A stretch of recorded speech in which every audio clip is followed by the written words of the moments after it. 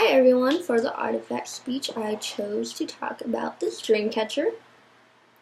My grandmother made this dream catcher, I'm not really sure when, but I was given it a couple months after she passed away, about 10 years ago.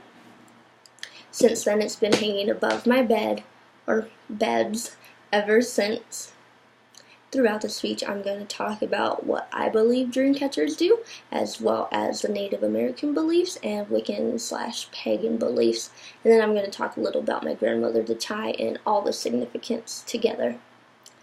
First, my beliefs of the dream catcher. I grew up being told that the large holes are to let good dreams go through, and then the small holes are going to trap and keep the bad dreams so they don't reoccur.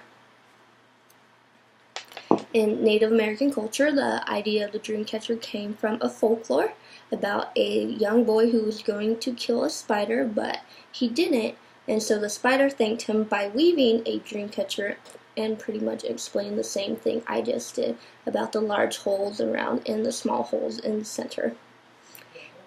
In a spiritual pagan Wicca belief, the large holes are for dreams that you are aiming for, your future, what the spirits are trying to tell you to do.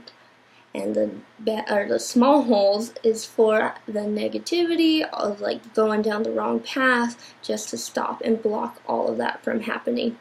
Kind of similar concept going on, but just a little different as well.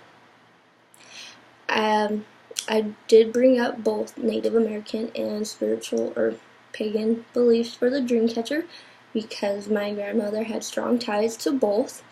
I grew up being told she was a witch, her practicing tarot cards, cast spells, talking to spirits. That's something I was always fascinated in, was listening to her stories. And she also had a strong following in the Native American culture. So the dream catcher does have a strong tie into both of those things because of my grandmother, and which makes it so much more important to me because that was her being, that was her beliefs.